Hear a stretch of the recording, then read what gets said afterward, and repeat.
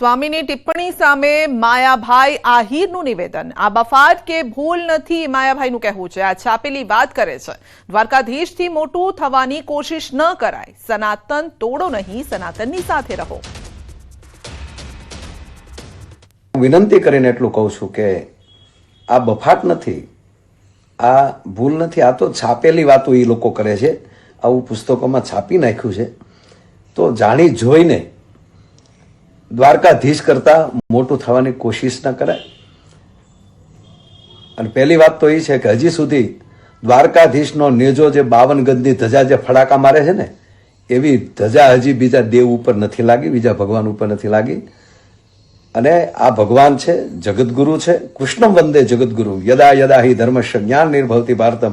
આ શ્લોકને તમે તમારામાં નાખી અને તમે એવો પણ એક સ્વામીજીએ વિડીયો મૂકેલો છે કે આ કોના માટે લખાણું છે એના પણ કેટલા ખુલાસા તમે કર્યા છે। પ્લીઝ પગે લાગીને કહીએ છીએ, સનાતન તોડો નહીં, સનાતનની પૂજા કરો।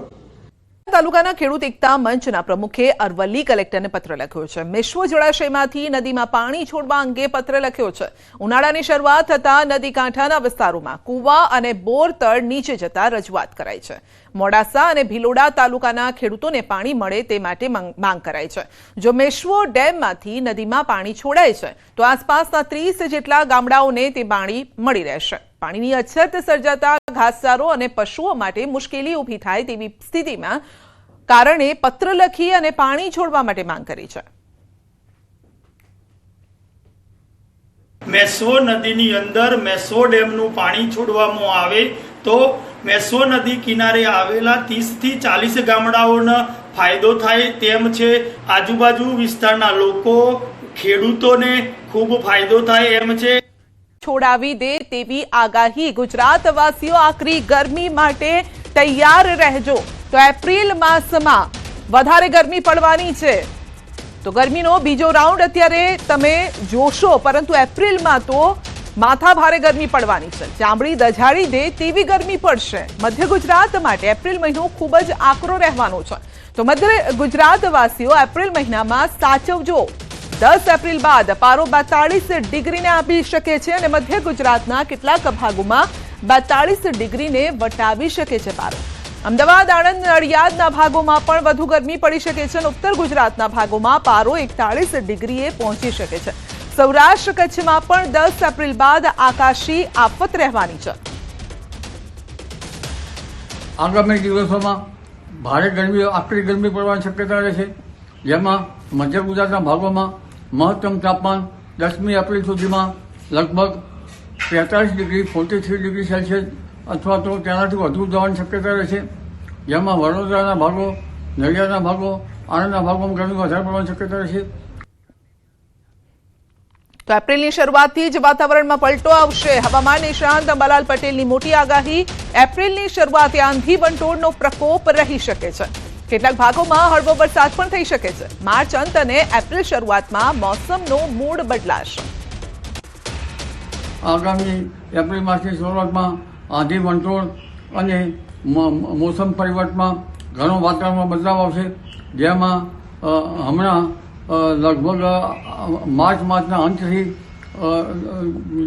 એપ્રિલ માસની શરૂઆત સુધીમાં હવામાનમાં પલટો આવશે અને કેટલાક ભાગમાં છાંટા થવાની શક્યતા રહેશે।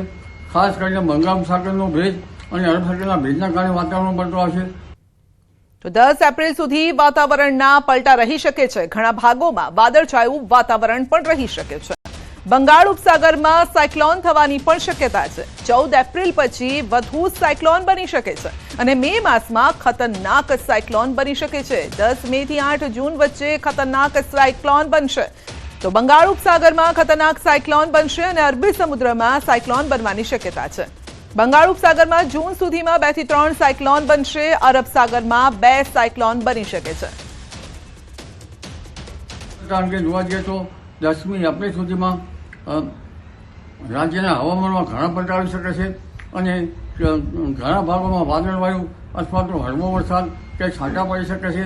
એટલે હવે ધીરે ધીરે વાતાવરણમાં પલટો આવશે, પરંતુ બંગાળના ઉપસાગરમાં મ્યાનમાર બાજુ એક હળવા પ્રકારનું સાયક્લોન થવાની શક્યતા છે ક્યારેક ડિપ્રેશન સુધી જઈ શકે, પરંતુ વધુ પડતા સાયક્લોન તો 14મી એપ્રિલ પછી બનશે અને ખતરનાક સાયક્લોન મે માસમાં બનવાની શક્યતા રહેશે.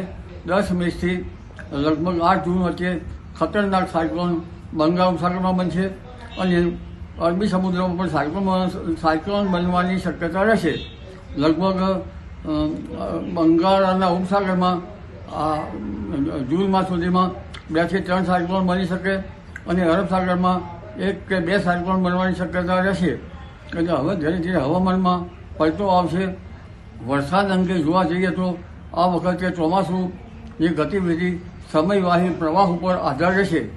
જો સમયવાહી પ્રવાહનું જોર રહેશે ગિરનારી પવનનું તો શરૂઆતમાં વરસાદ થવાની શક્યતા રહેશે, પરંતુ ઉપલા લેવલમાં વાદળને ઠંડક મળવી જોઈએ અને આ વખતે સમયવાહી પ્રવાહનું જોર રહેવાની શક્યતા રહેશે.